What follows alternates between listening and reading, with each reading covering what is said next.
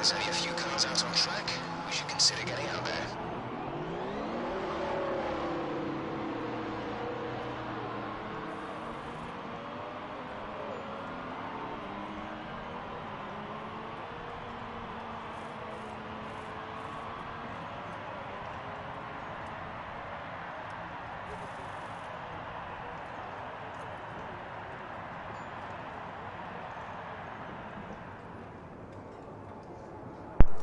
Hello and welcome to Front Row Racing. It's Friday night, which means it's time for the Front Row Racing FRR-idays Cup round 19 at Abu Dhabi. I will quickly apologise for getting the live stream up a little bit late. To be honest, some of the drivers in the lobby were being a little bit daft, trying to kick a driver that should not have been kicked.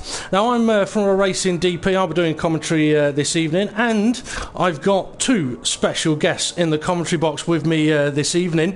A champ and a champ to be, I think. So, joining me in the commentary box tonight, I've got x-HiNDLE, who joined me for the Front Row Racing World Series commentary last night. How are you this evening, x-HiNDLE? I'm not too bad. Yourself? Oh, I'm not too bad. I'm not too bad. Are you looking forward to this one? I am. It's the last Friday's event of the season, so hopefully the drivers can put a good show in and get their name out there for potential reserve driver or even seats next season.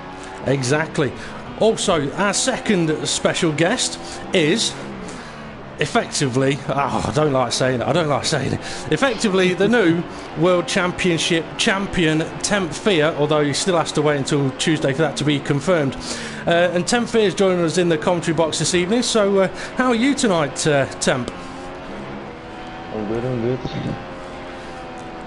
A man of few words, obviously. Well, you've said what I've got to say already, so... True. We've been talking for 20 minutes, so it gets a bit weird when I try and restart conversations. Now, TEMPFEAR's not in the lobby with us at the moment, but if some of the drivers happen to drop out during qualifying, can't start the race, he's going to jump in with us. And as x-HiNDLE mentioned, this is the FRR-idays Cup. It's the feeder series into our F1 league, and it has been for the whole of this season, and it's worked very, very well. It's a place where the drivers can come, they can race, they can show what they've got to the league drivers in the World Championship and the World Series. And if they race clean and fair, they get opportunities to go onto the reserve driver list for the World Championship, the Assists Allowed League, and the World Series. Sorry, the World Championship, the No Assists League, and the World Series, the Assists Allowed League. Now, interestingly enough as well, both TEMPFEAR and x-HiNDLE have come through the FRR-idays events to get into the leagues and basically get to where they have done. So I'd actually like to start this session off, guys, with asking both of you how you think the FRR-idays system has worked, whether it's been a good thing or perhaps not a good thing.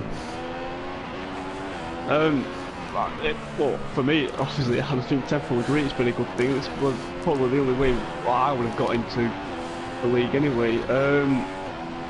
Last season, I think, was more of a success than this season, and that's because of the demand for the Fridays event has been a lot more this season than last season. But because the lobbies have been so full, nobody's been really getting a chance or reserve drives. We've not really got to see what they can do. But it's definitely on the up from last season. It's a very good point now. In previous seasons, in the World Championship and the World Series, as the season gets towards the end, your lobbies have tended to get lesser and lesser. So we bring in a way of getting reserve drivers available, and the World Championship and World Series lobbies, I think, have been at their fullest throughout the whole of the season.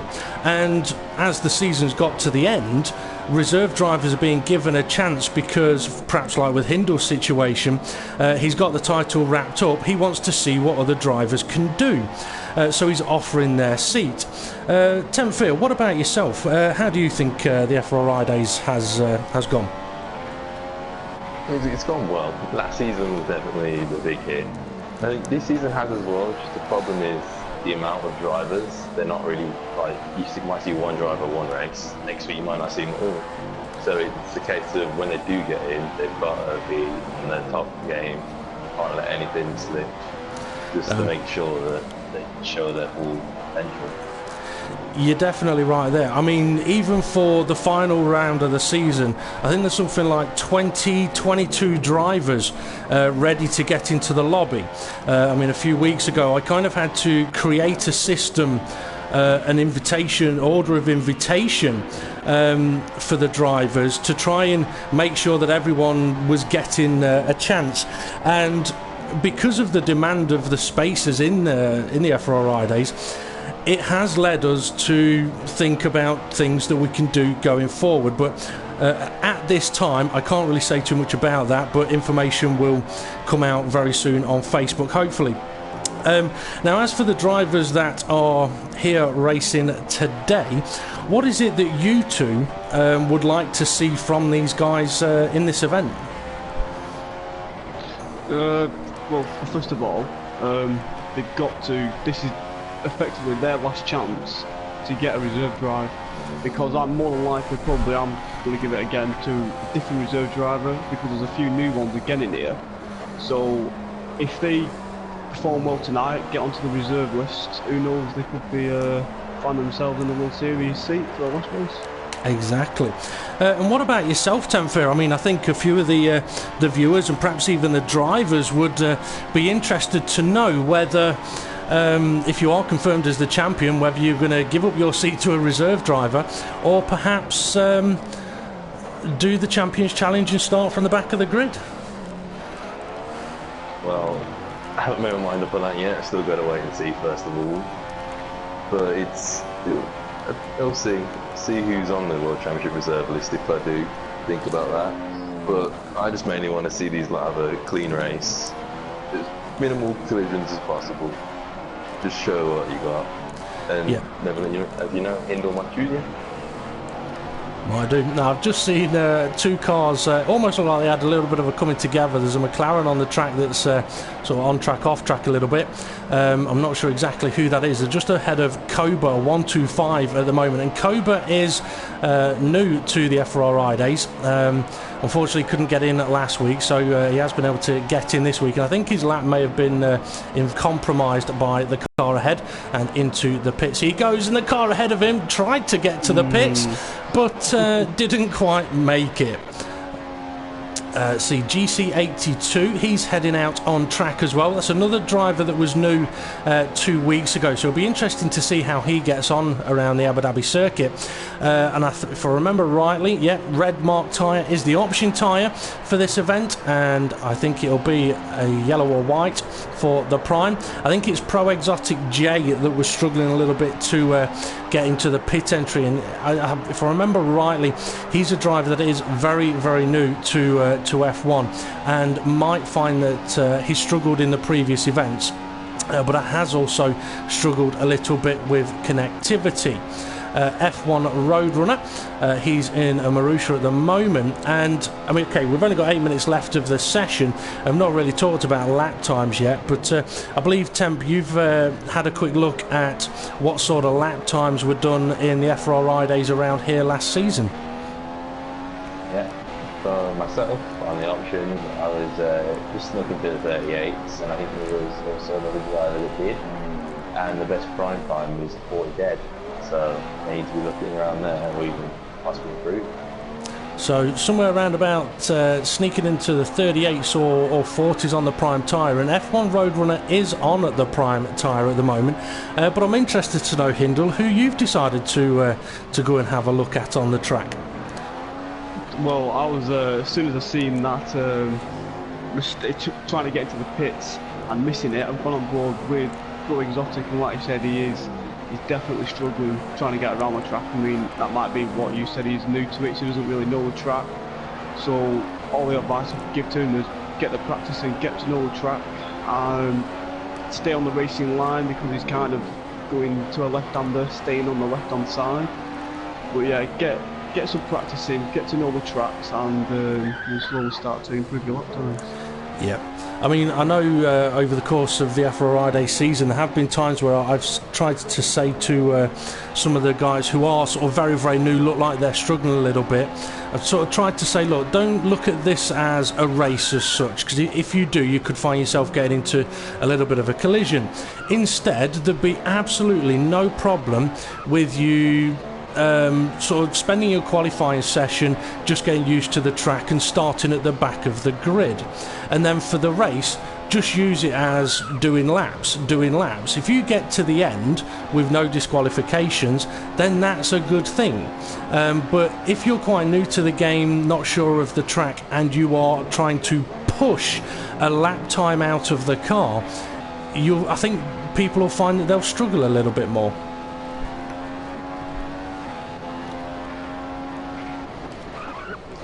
Okay, let's see. Drew, he's gone and popped himself up to 3rd place at the moment.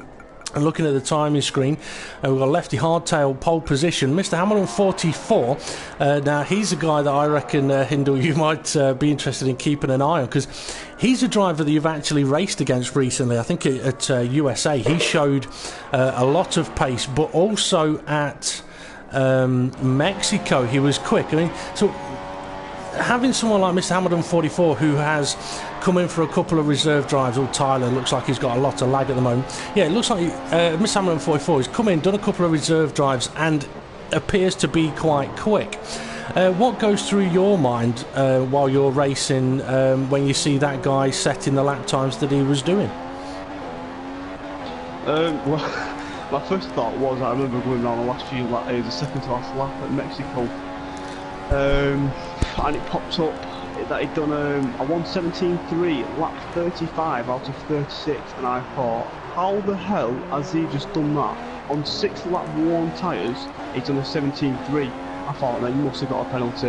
And then obviously the standings come up, no penalty. But, well, it shut me right up. I mean, that's not me at USA, like you said, he proved he has got very, very good pace. Yeah. I mean, if he didn't have that collision, he would have probably been up there with himself. Well, yeah, I mean, he lost his wing twice, if I remember rightly, in America. So here's a question, that is a sneaky question for you.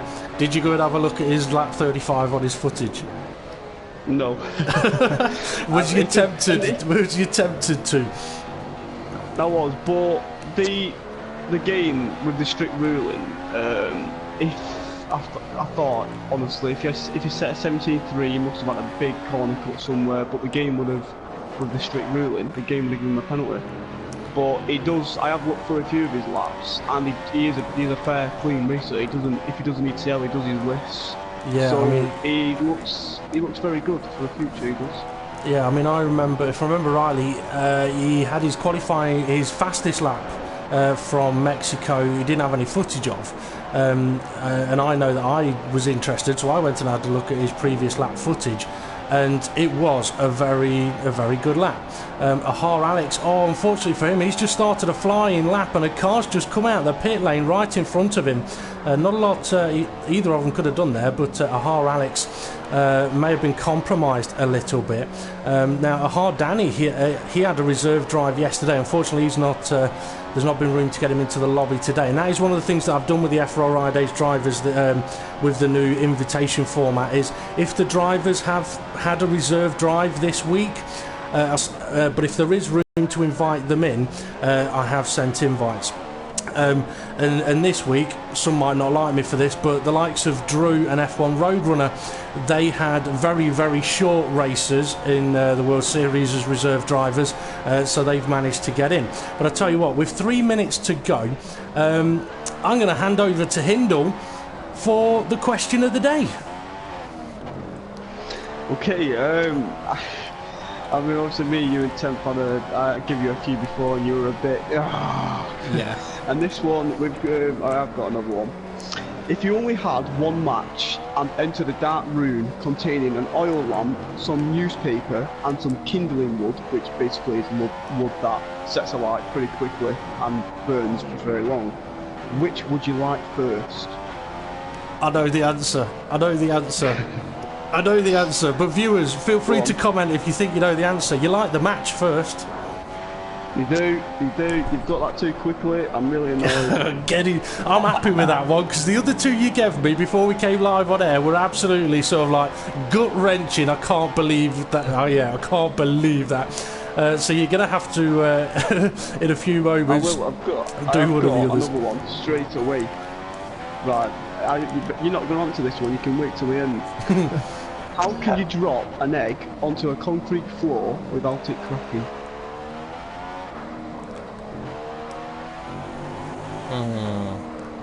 I'll have a think. We'll come to that one in a little while. Yeah, that's got Temp thinking. Okay, Temp. I think you've probably been sat there watching on the YouTube, a little bit of delay to you on the YouTube, but has there been anything on the broadcast that you've been watching that you've been interested by or surprised by or would want to have a better look at?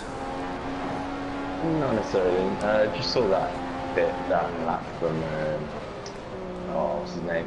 He got compromised in turn 3 anyway. Really forgot his name, but FRR-idays. Yeah, that's it. It's very. I mean, this is a circuit though as well. I mean, would you both say that this is a circuit where it is potentially quite easy to get a lap invalidated just by turning in that little bit too soon or running that little bit too wide? Yeah. I mean, well, that's just at any track, really, isn't it? But I mean, everybody makes mistakes, but you can't make it on your qualifying lap. Basically, you turn in too early, go a bit too late. That's lap over. Yep. Now, Lefty Hardtail. Sorry, Temp, I'll come to you in 1 second. Lefty Hardtail's just posted a new fastest lap, so you'll be able to have a look at that one, Temp. F1 Roadrunner's still running on his prime tyres. But yeah, Temp, your thoughts on dealing with the track limits around this track? I think for me, it's just mainly the last sector. So people just try and get going fast instead of going out the corner fast, so they want to try and turn in early as well. So if it's going to be anywhere on this track, I would say it was that last sector. It definitely could well be. Drew, I think he may have just been able to cross the line in time. Just scraped through. Yeah, so Drew's going to be the last to post the time here. He's currently sat in third place, so we'll see how he gets on his lap. Now, Hindle's asked his question of the day. That's just reminded me, actually, because of the really annoying ones he asked us before we came on board. Oh, I think Drew's lap's over. It's unfortunate for him. It is. So here's my question of the day.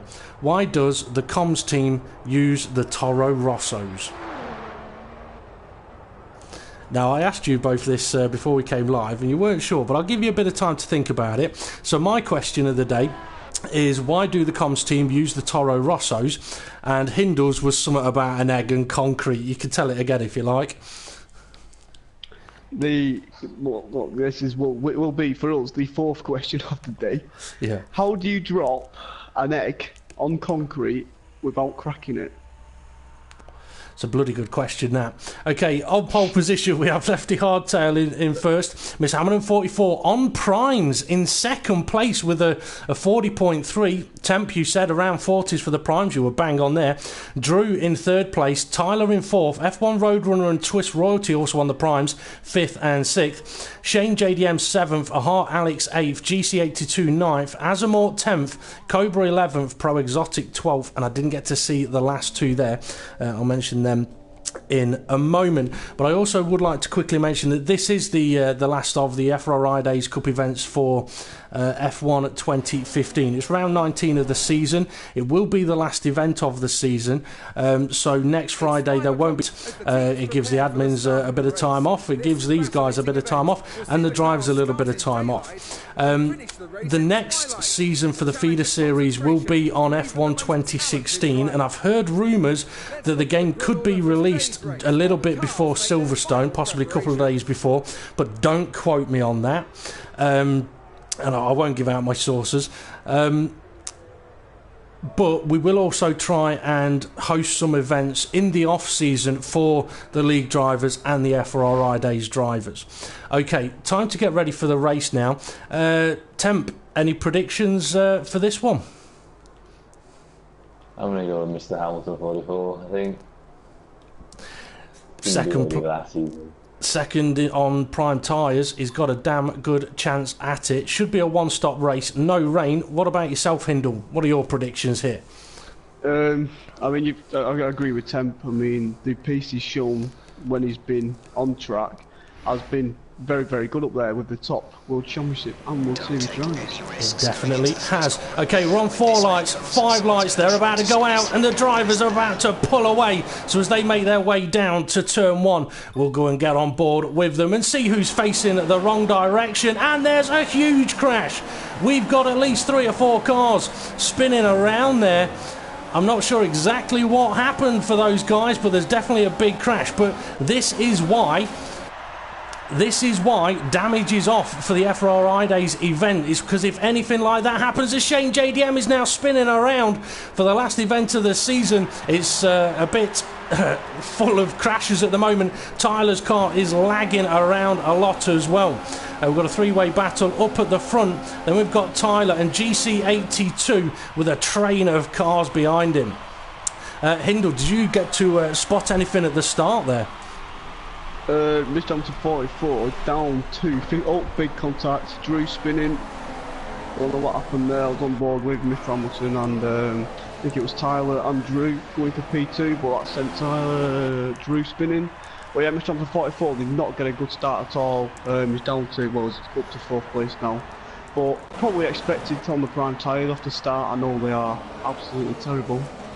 Yeah, and we've got cars going deep at the end of the long straight, and that guy Myron on prime tyres, he's struggling at the moment. He's got F1 Roadrunner behind him who's trying to work out where to place his car, also on the prime tyres. And I mean, you've just mentioned it there, HiNDLE, the prime tyres at the start here, not particularly nice. And what would you say is the reasons for that? As always, that guy Myron gone very, very deep. That could give Roadrunner a chance, and it has. He's through. Is he? Just. Well, the primes don't, obviously they have more tyre wear, but they don't have as much grip. So, well, they have less tyre wear than the options, but the options have more grip. So, theoretically, which is bang on. Oh, sorry, Drew and Shane JDM side by side into turn 1. They managed to get through turn 1, but on the exit, locked wheels and into the barrier. Both of those have just gone. Sorry to cut you off there, HiNDLE. Well, that was a bit of a big crash there.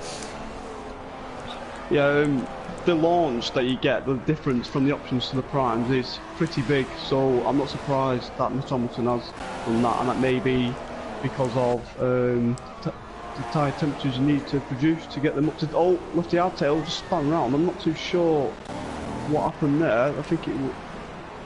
I can't see. Who's in 2nd place? It was Mr. Hamilton, 44. I think Tyler got a bit of lag. Quite possibly. Tyler was in front and lefty just spun around with nobody around him. Well, I tell you what, Tyler R2003 is leading the race, and it was him a moment ago who I said looks like he's got quite a bit of lag. He has, his car's flying. That was like watching Harry Potter. Yeah, I can't remember the lad's name. Harry Potter's best mate is gone from my mind. Of the one with the flying car. That's the one. See, I'm too old for that kind of stuff. Now we know what kind of films HiNDLE likes to watch. Have you watched them all, HiNDLE? Have you watched every Harry Potter film? I've watched them all about 100 times over. I'm a big Harry Potter fan myself. You know what? I am as well. I watched the first one thinking, oh, there's nothing on TV, I'll watch this, it'll put me to sleep. Yeah, I ended up spending the next 8 hours watching all of the films. So I can see why people have got addicted. I tell you what, sort of 7th, 8th, 9th, 10th, 11th and 12th, they're getting a little bit close. TEMPFEAR, while you've been watching, is there anything that you've been able to spot or can comment on? Well, that guy in my red, he probably was the biggest winner from the start, getting up to around 5th, and although now he's dropped down to 8th, he's still the biggest winner at the moment, starting 14th. And you've just cursed him because he's just lost 2 places. Now, obviously, TEMPFEAR, he's lost 1 place. TEMPFEAR is on a little bit of a delay, but yeah, you were right there. But I think the option running tyre drivers at the moment are starting to gain on him. But Temp, I mean, here's a thought for yourself as Drew now does get that move made with DRS, and that guy Myron's given a little bit of nudge and taken a little bit of curb as well. DRS is now activated. But yeah, TEMPFEAR. In this race, we start in daylight, we end at night time, so the temperatures are dropping. So do you think any of the drivers will have started on the prime tyre? Oh, that guy Myron nearly rammed him. Sorry about that. Yeah, do you think any of the drivers will start on the prime tyre because the temperatures are going to drop and they'll want the options later on? Possible, but I remember yourself saying last season, I think you said it was better to run the primes towards the end, actually, because of the temperature dropping. I did find that for myself. Yeah, I do remember you and Kev running like that. Yeah, So, I think we did. That guy Myron's come under a lot of pressure. Oh, John Rhino's not quite giving him enough room at the apex of the corner. That sends around that guy Myron to 12th place, and I think 13th is beginning to catch him up. He is, so Shane JDM is now right behind him. Pro Exotic J, he's at the back of the grid in 14th place on the option tyres at the moment. Up at the front, Tyler R2003 has got Mr. Hamilton 44 beginning to catch him up on the prime tyre. Apologies for the multiple change of camera, but I don't particularly like this view. And just behind Mr. Hamilton 44, who is that there in third place? Do you know? Oh, it's Lefty Hardtail. So, HiNDLE. Yeah, he won't be happy with that. He was in first place. I mean, I will said it yesterday. We've all been in that situation. It's not nice when the car behind or in front is lagging about like that, and you get caught up in it. It's very, very, very frustrating. Lefty Hardtail went for a bit of a late move there, but nothing too serious happened there. He had a look. Do you think Lefty Hardtail's going to be getting even more frustrated by the fact that he can see that Mr. Hamilton 44 is ahead of him on the prime tyre, and Lefty's losing a little bit of time to him? Yeah, I remember I've experienced it at Russia, where I was on the options and GP was on the primes. I got spot. Well, I had a collision, and he was in front on the primes, and I knew I'm going to be at a disadvantage straight away because I've got to run the primes, and he's options to the end. Oh, so yeah, it's... Sorry, I thought Tyler just lost it. He may have done. He may have lost the lead here. Mr. Hamilton 44 up the inside into turn 1, and Tyler with his lag has given him so much room. He went off track by a million miles and then reappeared right behind him. But this isn't... I mean, we talked yesterday about connectivity, and this here is a really good showing of why connectivity can be very, very important. Because if you're following Lefty Hardtail, like F1... Not F1 Roadrunner. Sorry, if you're following Tyler like Lefty Hardtail is at the moment, as I ride on board with him, you've got no idea where that car's going because Lefty Hardtail nearly just drove underneath him. Now I don't know if you would have seen that, HiNDLE, but TEMPFEAR, yeah, you're about to see it in a moment, so you can let us know your thoughts on that one. Oh dear. You just don't know where. This is not a nice situation. This is it. You don't know where he is. You do not know where he is. No. The DRS marker board knows where he is because it's just been destroyed by him. But yeah, I mean, I'm laughing at that because it's funny. It's not nice for the guys around him. It really isn't. And Tyler probably won't know much about it until he watches this back or the guys, the drivers, have a word with him. But yeah, it's not nice to be in that situation, but at the same time it is kind of funny. F1 Roadrunner, he's running in 5th at the moment, and I believe he was also on the prime tyre. But how long do you think these guys are going to try and go on their option and prime tyres? They've got to try and get to lap 6, lap 7, because if you say it's a one-stop 14 laps, you do 7 on the... or 6, sorry, on the options, and then 9 on the primes. Well, 8 on the primes. 8 on the primes. Oh, we've got 6th and 7th going at it. 2 Force Indias, sort of giving each other a couple of little nudges. That's Twist Royalty and FRR-idays, good friend or perhaps a relative of Danny. So Twist Royalty's just snuck through as FRR-idays goes a little bit deep, and right behind. Pits on primes. Okay, so Tyler's done, what, 5 laps then on his option tyres? He's going under the track on my screen. Well, the pit exit does go under the track, but I can imagine he's going under the track in even more unbelievable ways. But I tell you what, we've got some cracking battles going off here. 5th, 6th, 7th and 8th are getting really close, and Asimort's tyres, they're looking a little bit nasty now. I think he might be pitting soon.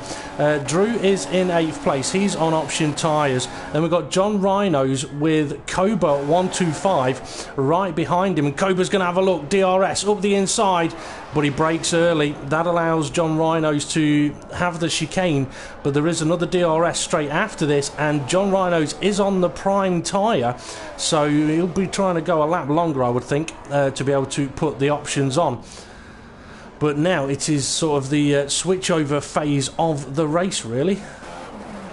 Yeah, Twist Royalty's just got past the FRR-idays. All on his contacts, there's not much, but FRR-idays is now behind Drew. He won't be too impressed with that. No, Drew will be though. He'll be loving that. As Drew locks up big time, nearly catches the back of Asimort. He's ran wide. That's going to give FRR-idays half a chance, but perhaps not enough of a chance, because I reckon we could see all of these guys jumping into the pits. Now, none of these guys are teammates, even if they are in the same car. There's that guy, Myron, has been disqualified from the session, and 2 guys are going for the pit lane. Pro Exotic J has also now retired.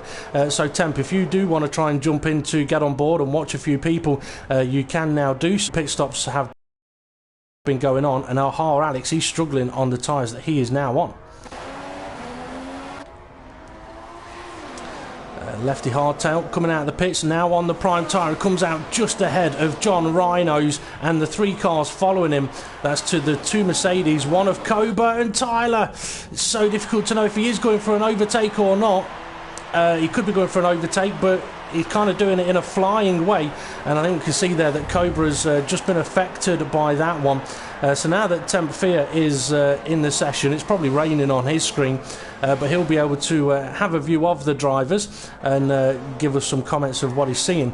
And I mean, interestingly, are either of you guys sort of looking at this race and thinking, okay, I want to have a look at this guy, see how he's doing, see if I could perhaps pick him as a reserve driver? And having said that, HiNDLE, is there anyone that's kind of standing out for you? Well, these GC82 is in that place on the prime tyres, and okay, fair enough, he's not up there fighting for a lead or fighting for positions, but he's keeping it clean and he's keeping it on the track. And yeah, I've probably just cursed him. Yeah. But yeah, he seems to be doing quite well. He's definitely caught my eye so far in this race. I mean, I can imagine sometimes that perhaps reserve drivers could often wonder why they don't get picked if they're quite quick, and other drivers who aren't as quick have been picked. Well, it could be something as simple as, like HiNDLE just said, I've been watching this guy, okay, he might be off the pace a little bit, but he's keeping it on the track. So he's probably not going to get any in-game penalties. He's probably not going to get any post-race ETL penalties, which means he might have more chance of scoring points for my team than whoever may be out in front, leading the race for the first 5 laps, putting in phenomenal lap times and then getting disqualified. Okay, Twist Royalty, he's coming out of the pits and he's going to come out right behind or right next to this battle for 8th place. No, he's come out just ahead. Now, Twist Royalty, you've come into the lobby, so who have you gone to go and have a look at? Twist Royalty? Not Twist Royalty, I mean TEMPFEAR. My apologies, my apologies. Thinking, when did he join? I went on board with Shane JDM, and he just tried going in the pits, and I think he needed Monaco steering angle, let alone any normal track. He so almost hit the pit barrier. One of them moments where he just hoped and prayed it turned in. I mean, some of the pit entries, it is very, very easy to hit the pit walls. I mean, Brazil's one, as the leader, Mr. Hamilton 44, now pits, and he's just clipped the barrier on the way round. I mean, yeah, some of them are. It is quite easy to lose a wing in a pit entry or even a pit exit. But yeah, I mean, touching again on what HiNDLE just says, I'm keeping an eye on Lefty Hardtail to see how close it might be up at the front here when Hamilton comes out of the pits. I know that when Hybrid Nuke had his first FRR-idays drive, it was at a wet Hungary circuit where a lot of drivers were struggling to simply keep the car on the tarmac. He did it no problem, and that's what got him on the radar for reserve drives straight away.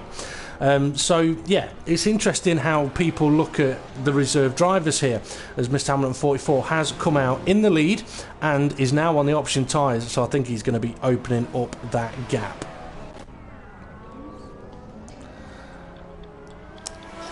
Okay, I'm just having a look here. GC82, he's got Twist Royalty behind him. Twist Royalty's on the options. GC82, I think he might still be running a set of prime tyres he was running at the start of this race. I will quickly. I'll look for you. He has pitted. So he has gone option 2 primes then. So this will be a battle for position. Let's see, is Twist Royalty going to have a look? He's having a look. Braking hard on the option tyre. He has just gifted DRS though to GC82. It takes a little bit too much curb there, but it's one of the things we have seen a lot in the FRR-idays is that drivers at times will take more curb than the racetrack. Very close into the braking zone. Doesn't hit him though. Good car control there from him. And right behind them, I've gone to the wrong car, is Azamor, who's on prime tyres. Drew, who I think is on prime tyres, who are catching them up. And there's Tyler's connection, removing him from the race. That's unfortunate for him, and he'll be hoping he can have better connections in the future. So, who are you guys watching at the moment? Well, I was just watching the race directors, and there are a lot of penalties. And we're only, well, we're past halfway distance, but there are a lot of penalties on there. What about you, Ted? What are you watching? Well, I just done the same. And mine only shows from lap 7 onwards, but I've already got a page full of corner cutting, extended and whatnot. Yep. And there's also 2 penalties. Yep. Now, I do know that the way things tend to go in the FRR-idays is that we'll get a couple of disqualifications on like the last 2 laps of the race. I mean, something I've mentioned to a couple of drivers in practice sessions before is if they've been disqualified and not been given a penalty, I have suggested to them just go and have a count of how many warnings you got, and they kind of go, yeah, I've got 20, 25, 30. It's like, okay, that's a lot of warnings. So when you've been disqualified, it's kind of possibly because you've had a lot of warnings. But with the FRR-idays events, we kind of, I wouldn't say we expect disqualifications, but we know that there's going to be drivers off the track at times. In a way, there's a lot of pressure on these guys, especially if they know that there's effectively 2 champions in the lobby watching them, prospectively looking for who they're could pick as a reserve driver for their last event.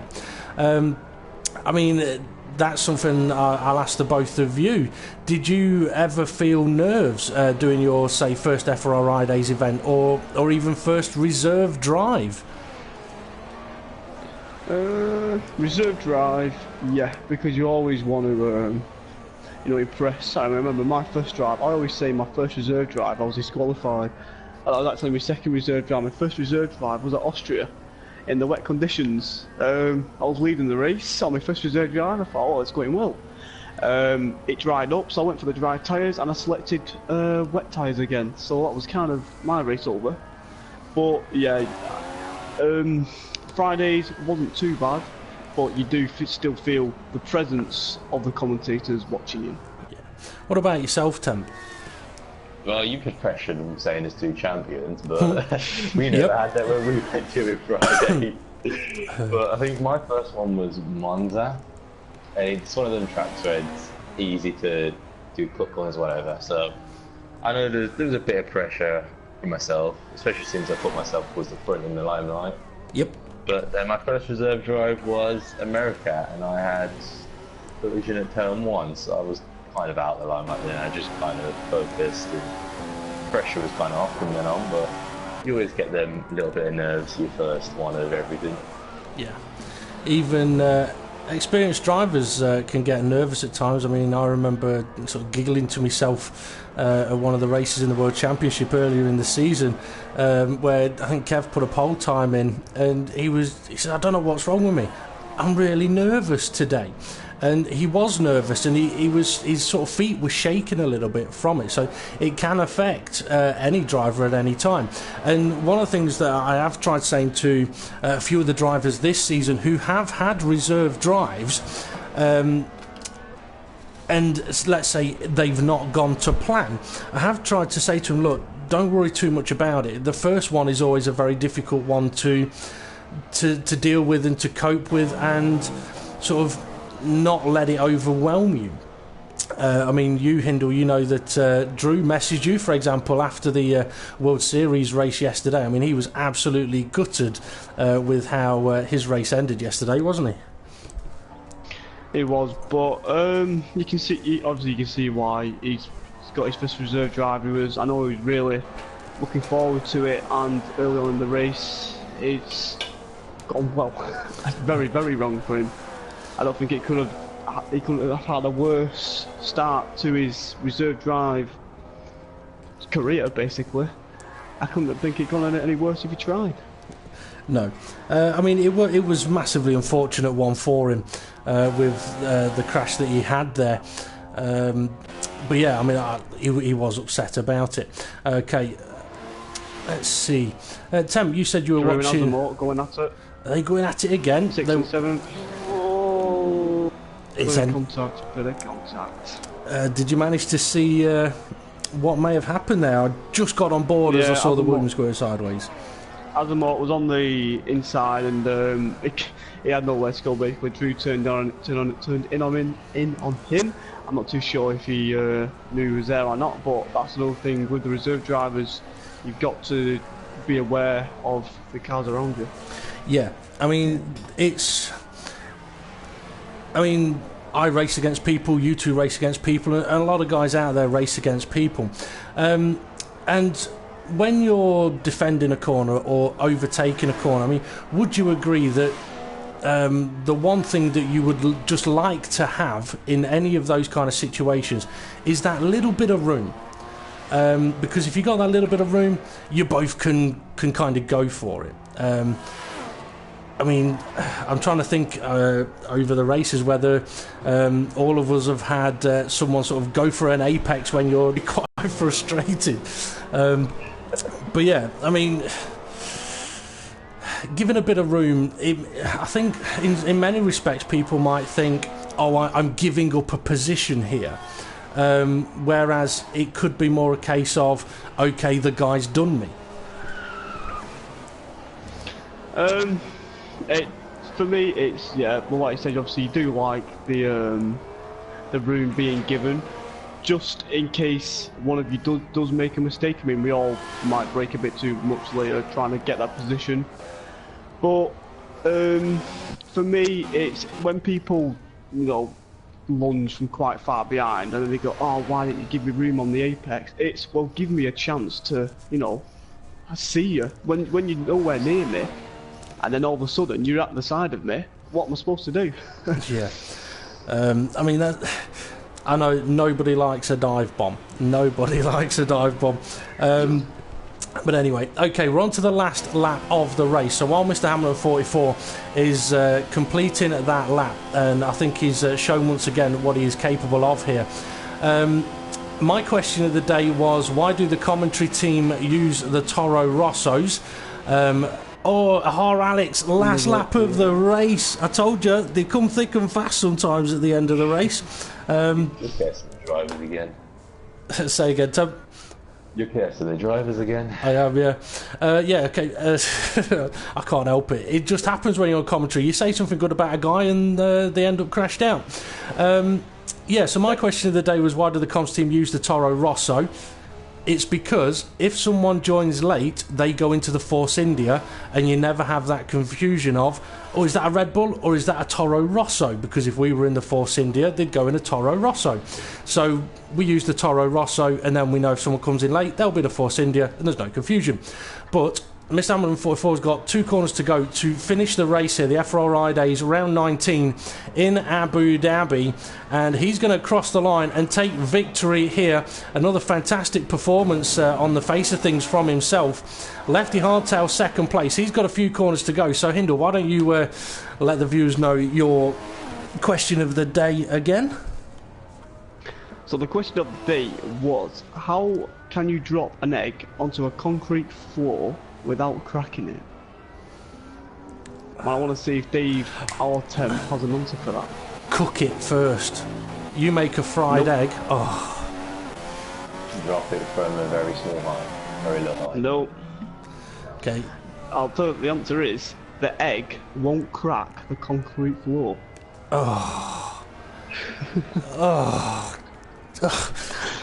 GC82 crosses the line in 5th place. I'm going to ignore that. Azamor is 6th place. He's managed to get back ahead of Drew on the last couple of laps here. Drew in 8th place, I think it was, and then we had another Williams just behind him. Shane JDM on what looked like absolutely knackered prime tyres now, with a couple of corners left to go. He's going to be the last of the finishers, and another sign of if you're ever in a league race, even if you are in 14th place, don't give up. Him not giving up has managed to get him 10th place, although with him going wide at that final corner, it would have been devastated to see him get disqualified there. Okay, so podiums then. I'm guessing Mr. Hamilton 44 is still going to take 1st place. He does. 2nd place is Lefty Hardtail. I did miss 3rd and 4th place, so apologies for that. But we'll have a look at the timing screen in a moment. And as TEMPFEAR said, there's going to be a few penalties, so we'll have a look at those.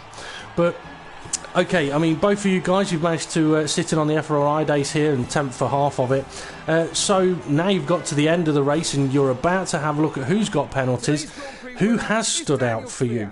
What an exceptional drive from this young for me, it was well, again, I know we've already seen of him, John 94 Reynolds. For me, I was a little bit disappointed with his reserve drive. He was doing well, and he quit because he wasn't on the pace. But he was in the points. I know we touched upon it yesterday. If you're in the points, carry on. Don't come into the reserve. Don't come in for a reserve drive expecting to win. Yeah. I mean, if you think you've got the pace, maybe. But if you're in the points, carry on. Yeah. What about yourself, TEMPFEAR? I think, for me, it's the top few. I never got to saw much, but on my screen anyway, it's done a no start. But yeah, I think anyone that manages to do the race getting no penalties or won, then I see that as they've done well. Yeah, I mean that is something that I mean for the FRR-idays drivers. I mean, I don't put it down on paper, but there's kind of a few things that I know I look for. Like, have they been able to try and keep it on the track? Have they received any in-game penalties? Have they been involved in collisions and stuff like that? And I think for an FRR-idays driver, they do have to kind of think, okay, if I've got the pace to win, which gets shown in qualifying, then you've got the opportunity to win. If you're perhaps not on that pace to win, your aim is to get to the end with as few penalties as possible, because that'll stand out more than those drivers that get disqualified and things like that. Okay, so that has brought us to the end then of the final FRR-idays Cup event of the season. So I'm going to give these two guys a chance to pop some questions at me, if you like. We've got a few minutes until I've got to get ready for project cars. Some questions, okay. Actually, I've got one for you. Out of the races I've seen in FRR, the seasons or what I've heard of, this season has probably been your worst start to a season you've ever had. Of no fault of your own, collisions and whatever. Do you feel the collisions and the start of the season prevented you from winning the title? Because how close you are now, still, because obviously it's still not been confirmed, but how close you are now to Temp? Do you think you could have won it? Yeah, I think I'd say it had an effect. I'd say it's probably the second worst start to a season I had. So yeah, I mean, had it been different, I probably would have had more points, but that's not how it's gone. You have to take it as it comes. I mean, the season's a whole season long. Some people get lucky, some people get unlucky. Sort of swings and roundabouts. Fairly political answer, I think, there. What about yourself, Temp?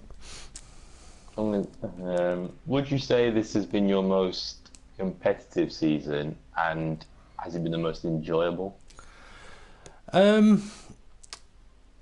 It's been competitive in a different way in the Front Row Racing World Championship.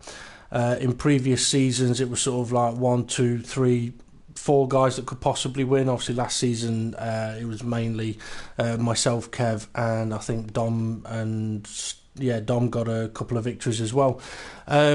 This season was very different because it was myself, Kev, Stocky, TEMPFEAR, Overdyking, Jammy, James. It's hammer time. Many more people that could win the races.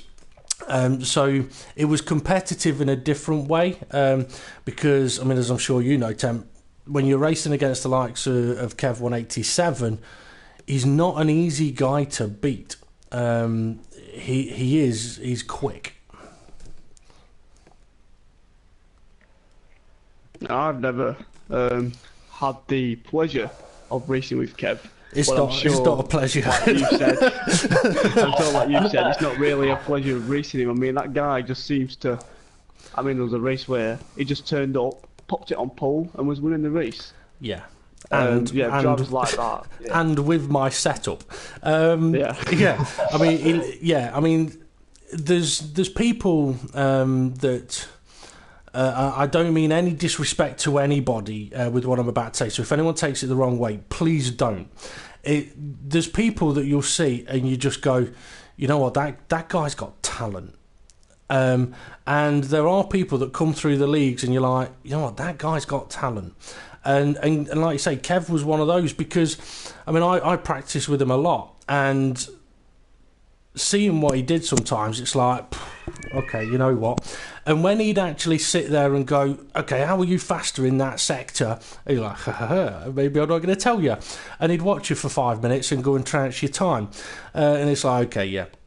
And I mean, it's similar with yourself, Hindle. I mean, you've come into the World Series this season with drivers knowing beforehand from seeing you in the FRR-idays and doing a few reserve drives that you had pace. And as Front Row Racing GP said yesterday, very early on, it was like, okay, you know what? This guy's quick. And it's good to see. It really is good to see. I mean, sort of spinning it around a little bit. Obviously, you've come into the World Series, and TEMPFEAR, even yourself, you've come into the World Championship and done very, very well, very, very successful. But at the same time, you kind of paint a target on your back, because now you two are going to be the guys that everybody wants to beat. So throughout the course of your season, did it ever feel like you had a target on your back, or going forward, do you feel that target will be there? I think from the start, I had a target on my back because I know from the last few races last season, I was criticised a lot from a few drivers about ETLs and stuff, and this guy's a cheat, why is he in the league and stuff. So that kind of put the pressure off me a bit this season, because I knew if I just, refine that a bit, I'll be alright. I know I've got the pace. Yeah. So if I can just, cut the ETLs out, or, everybody does an ETL now and then, do your lift, and you won't get penalised. So that's it. Yeah. But the target on my back, no, I felt a bit of an underdog, really, coming into. I didn't really put pressure on myself coming in as a new driver. But yeah, as I said yesterday, I did not expect to be winning the championship, half season after coming into FRR. Well, you did. And well done. What about yourself, Temp? I remember at the start of the season, I kind of took the pressure off myself and out of the limelight, because my target initially was just to finish in top 5 as much as possible every race, sneak a few podiums, and finish in top 5 at the end of the season. But then I think it come around to when I got into lead the championship, and then I also won the race after that. And I think from then onwards, it was like, all right, people were like then seeing me as someone to beat, pace themselves against, and I felt more pressure then than at the start of the season when I had no limelight on me or whatever.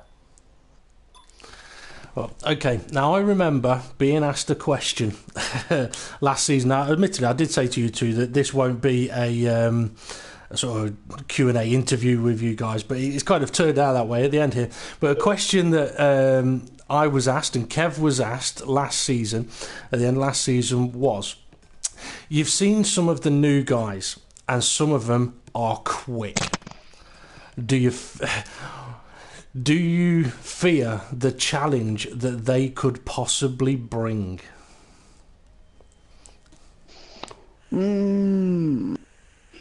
Yes. The people like Mr. Thompson 44, he's sure. I mean, I think he comes second. Well, in the race, he comes second in Spa. So that just shows he's on the pace of the likes of yourself, Kev, Dom, Temp, Stocky. He'd be up there. Yeah.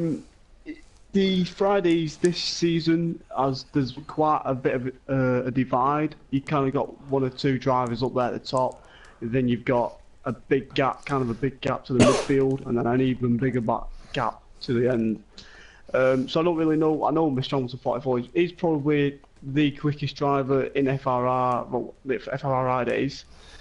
and he uses no assists. So obviously, if he gets a seat, he wants to go up to the World Championship. If not, he'll be going into the World Series, because hopefully, if a World Championship seat comes about and I get it offered to me, and I'm seriously considering taking it. Well, in previous seasons, a seat that comes available in the World Championship does tend to get offered to the World Series champion before anybody else. I can't confirm 100% that that's exactly what will happen this season, because it's not just me that gets to decide it. But that's probably what will happen. Filling spaces in the leagues, it doesn't matter which way you do it, someone ends up unhappy. But that's what has happened before. I mean, Konzo last season, he won it. He got offered the opportunity to move up if he wanted to. Well, I shouldn't say move up. He got offered the opportunity to move into the no assist league.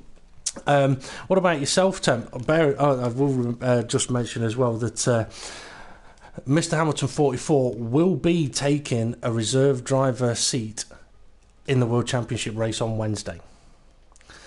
So, Temp, are you fearing the challenge from the new drivers coming up? Well, I remember Spa first of all when he came in for his first reserve in the World Championship, and it was a case of he didn't qualify, he didn't set a time. And then it was after the first round of pit stops, it's a case of, hang on, there's a Sauber there. Who's this? Where have you come from? What are you doing here? I thought you'd be back down the back, but he'd done well. He clean, gave everyone room, had pace, and he challenged for the win perfectly fine. It was just quite a surprise, in honesty. But I've noticed how in the Fridays, there's not a lot of drivers that are up for like World Championship with no assists. But if I was to give some inspiration or whatever, when I actually first applied for this, I used the racing line. I wasn't a full no assist user, but I quickly learned it because I wanted to do World Championship, and I was quite committed to learning it, and I've now, might win the championship, let's say. I don't want to jinx it. I mean, there'd be a lot of the league drivers that would say to people that are running assists, give it a go. Give it a go without the assist. You might be a little bit off your pace at first, but that's what the learning process is all about. Now, that's not me saying that people should go no assist, but it's just, I mean, things like yourself there, TEMPFEAR, or even HiNDLE, he knows there could be an opportunity, so you can pretty much guarantee that he's been trying no assist recently and comparing what lap times he's been able to get with the lap times that the World Championship drivers have been doing, so he'll already have in his mind a sort of comparison. But what I'm going to do now, because I'm going to have to bring this to an end fairly quickly, is I do want to thank every single driver, even the ones that have done some silly things, that have competed in the FRR-idays Cup this season. It's the drivers effectively that make it a success. It's the drivers that drive cleaner, fairer, that that have been given the opportunities and the opportunity to show what they can really do. Now, admittedly, we don't get to see absolutely everything that the drivers do on every single lap, and it'd be madness to think that we could do that, because it'd take effectively 14 people to watch every single driver, and now that would be piling on some pressure for them. But yeah, I would like to thank every single one of them for taking part this season, because what I have seen is progression from pretty much every single driver. Now, for any of the viewers that have been watching for, say, the last 2 or 3 weeks, and you see drivers get disqualified in the opening few laps, they're guys that have been effectively very new to the FRR-idays events and the systems, and for quite a few of the guys that are ending this season quite strong, they have gone through that phase of suffering disqualifications, numerous penalties, a lot of collisions. But over the course of the season, there has been improvement and improvement and improvement. For some people, it comes very quickly. For others, it comes a little bit slower. But it's still fantastic to have seen throughout the course of the season. Okay, so it is time to bring this broadcast to an end. So I would like to quickly thank TEMPFEAR for joining us, watching on a delay on YouTube, and then joining us halfway through the race. So thank you very much for your time this evening, Temp. No problem. Sounding a bit tired. Sound like you need to go and have a nap. Commentating's hard work, isn't it? I did have one earlier today, if I'm honest. And I'd also like to thank HiNDLE for his really dodgy questions of the day. Now I know how everybody else feels when I've been giving mine out. But yeah, thank you very much, HiNDLE, for joining me on commentary for the FRR-idays event. And actually, quickly before I go, have you decided who is going to take your place in the seat next week? Or are you going to give it a day or so and see who is on the reserve list when it gets posted on Facebook, possibly tomorrow? Yeah, I'll have a look when the list is out, see who hasn't had a goal yet, and if I think, if they're on the reserve list, then they deserve the chance to have a race.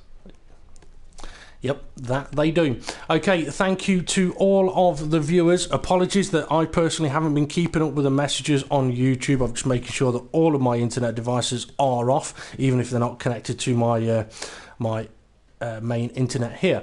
So anyway, I've been FRR Racing DP. These two have been Champ and Champ. Or champ to be.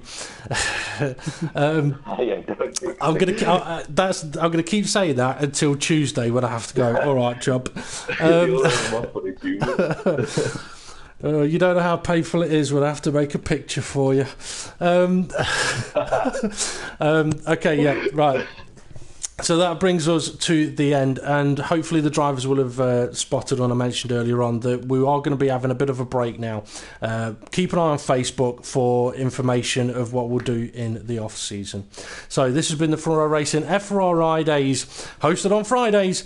Thank you very much for watching, and you can join myself and another special guest commentator in about 25 minutes time for the PCF League, the Project Cars Fridays, for round 5, and I've completely forgotten which track it is at, so it'll be an absolute surprise for me and yourselves, but it will be in the Lotus 72D Cosworth, a rather ancient Formula 1 car. Thank you very much for watching, and I'll see you all again soon.